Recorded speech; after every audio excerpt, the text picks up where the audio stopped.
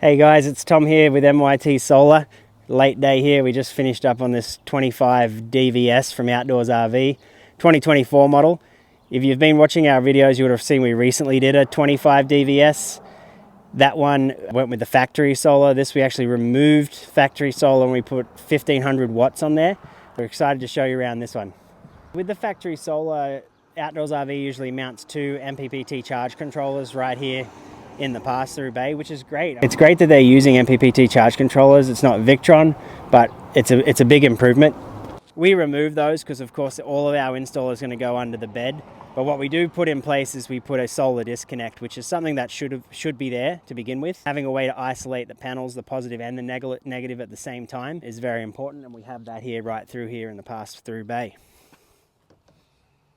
All right, stepping into my office here, we have the install under the bed.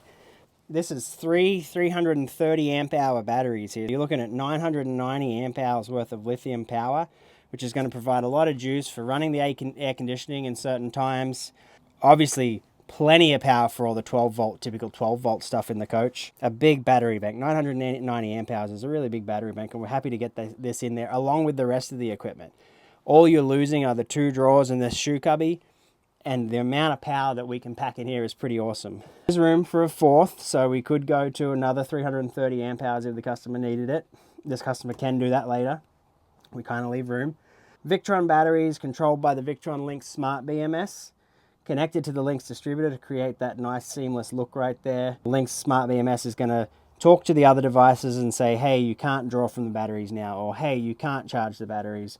Everything being networked in this Victron system allows the batteries to get exactly what they want when they need it and not be damaged. So it honestly provides a longer lasting system in that essence. Again, I talked about the factory charge controllers that we removed from the pass-through bay. Well, we have now a single MPPT 150-100 from Victron, because we have 1500 watts on the roof of those rich solar panels, and we'll show you those. Nice beefy charge controller, the Servo GX, the Victron 3000 watt charger inverter, and we're plugged in or running the generator, being a backcountry series. We're going to have the Multiplus working as a charger. It's going to be juicing up these batteries really, really quickly.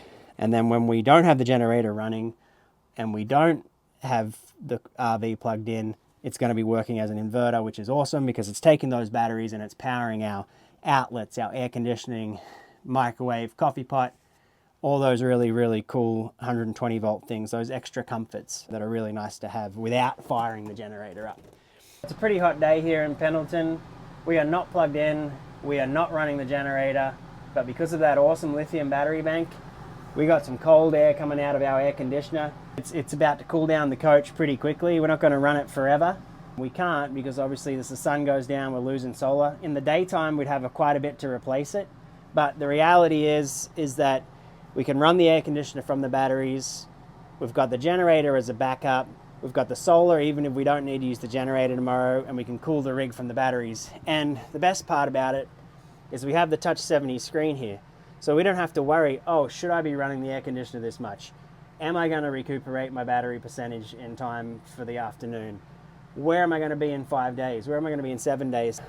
With this Touch 70, it gives us all that information, what the solar is doing, what we're running, our estimated time until we run empty. For instance, if I go into menu here on the Touch 70, I go into the Smart BMS and I go time to go, it's going to give me an accurate representation of, based on this much solar and how much I'm using right now, in 9.5 hours my batteries will be dead. So what's great about that, obviously that's not a lot of time running that air conditioner, but at the same time, we're not getting any solar right now. So you can imagine how that number would change if we were doing this at noon, when we're normally running the air conditioner, when those panels are getting maximum solar. That number would be much greater. The main thing is changing the way you camp, in that you know what your power is doing, because you usually know what your tanks are doing, you know, unless your tank sensors are acting up. You usually know what your water is doing.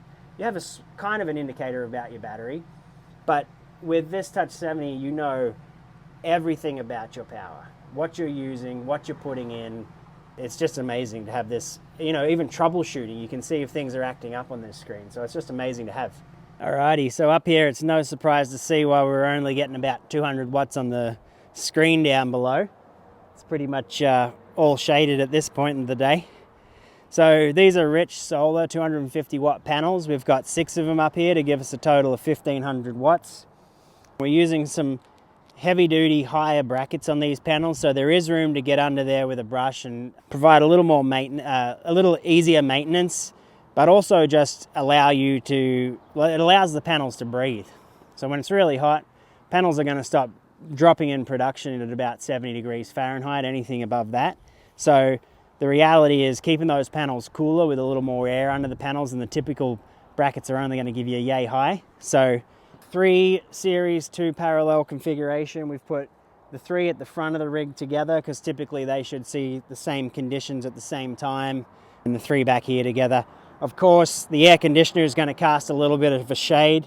We try to avoid that as much as possible, and whilst giving room to kind of get at it and take it off for maintenance, a service, replacement. But other than that, we're really happy with how this fit up here. There's still a walking path to get up to the front of the roof. So it's, to me, it's, yes, maybe we could fit 2000 on this rig. I know with our rails we could fit 2400 on this rig, but for 1500 watts with the generator, the way we've got the panels placed, the ability to still use the roof, come up and put your Starlink or sit up on the roof if you want to come up here and stargaze. So a pretty nice amount of solar for this size rig. So in terms of solar, these guys, they got a hold of us early before they ordered their trailer, and they wanted to know, should I order the factory 1000 watts or should I get the standard option, which outdoors is including, which is 400 watts. Unfortunately, you cannot delete the solar, so it came with 2 panels. We removed that. We get the questions all the time, well, what about the holes where the panels were? Those holes are sealed up, the screw, the butyl, the die-core, just like every other roof fixture, just like the other 30 holes that are up here from the factory and from our work. So no issues there. The benefit of not going with the factory 1000 watts of solar, one, I personally believe our product is a better, solar panels that we use are better solar panels. 1000 watts from the factory solar is a great offering, and I love that Outdoors RV gives people that potential.